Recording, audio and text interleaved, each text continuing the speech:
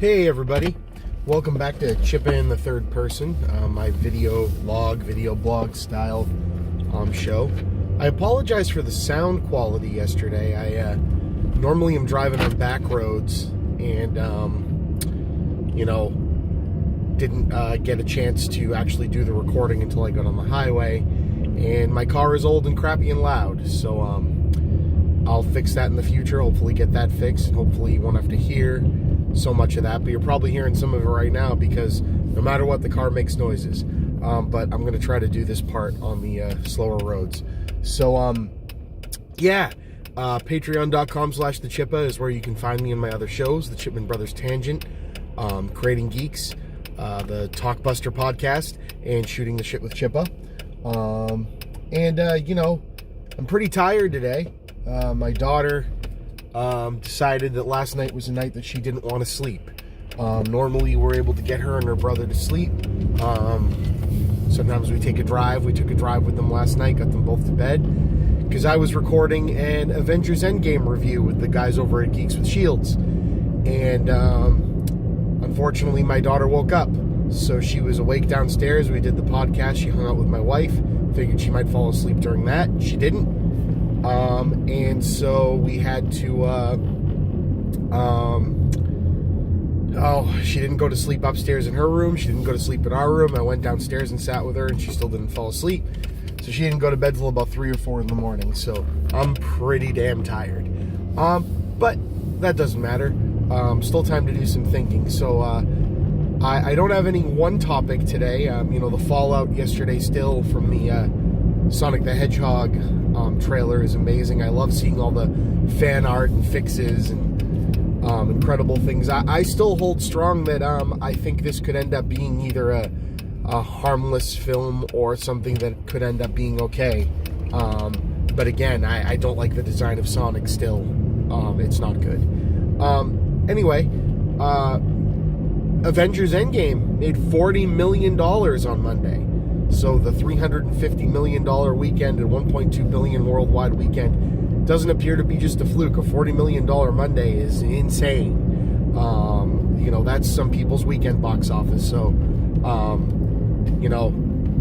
about that community and bringing us together, everyone that's seeing it, we're all seeing it together, basically, right? This is a huge deal, and I can't wait for you guys to hear the review I did with Geeks with Shields.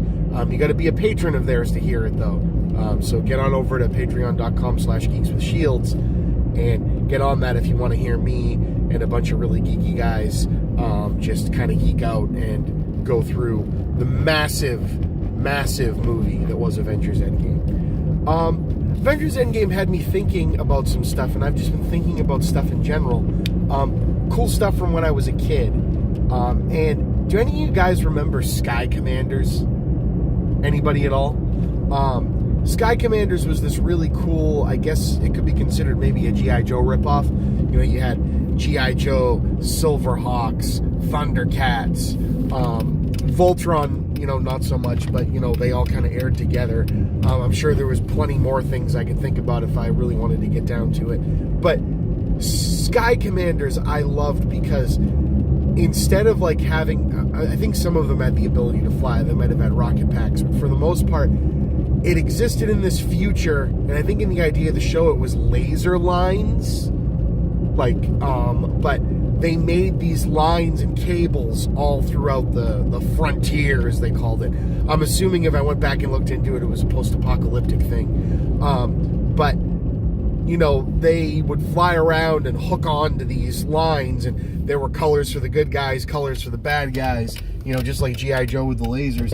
But that's how they got around, and I look back on these photos. They had this massive play set, which was this tower, and you could hook all the lines and everything up and just basically cover your house in trip lines and choking hazards. And, I absolutely loved that show, and I absolutely loved the toys. I can still picture the boxes, and I think that would be a cool thing to kind of get a reboot, or maybe a DVD box set if it doesn't exist. If it does, my resident person that buys me DVD box sets of shows I forgot existed, Movie Bob, if you're listening, my brother, get on that, because I'd love some Sky Commanders.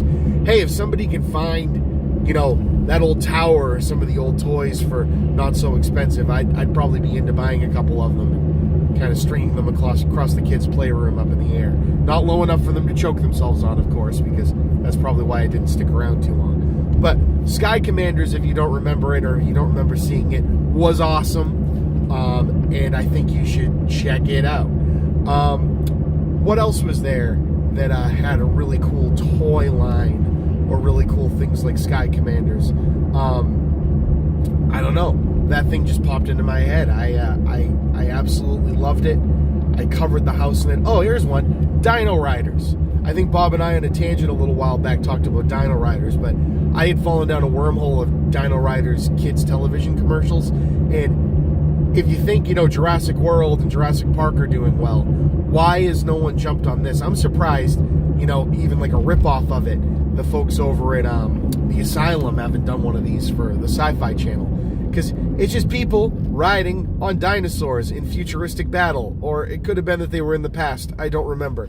But it was awesome. I think we got one of the tapes from Burger King.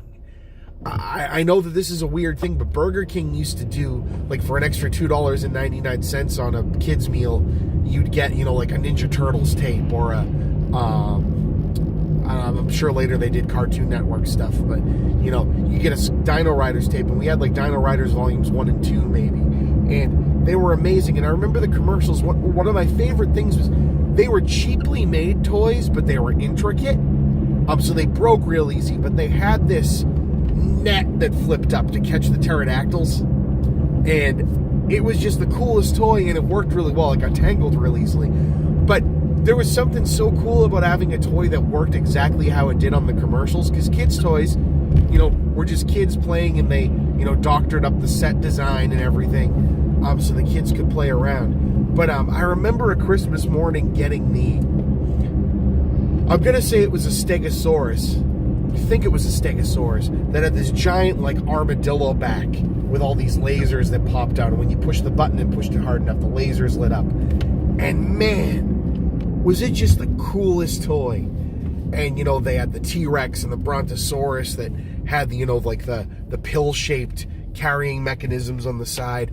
I miss kids' toys having, like this whole, I'm sure they still do, but it was just something about the backstory or the familiar look where it didn't need a backstory. If you just accepted, yeah, that's what that looks like, and I want that. And I love it.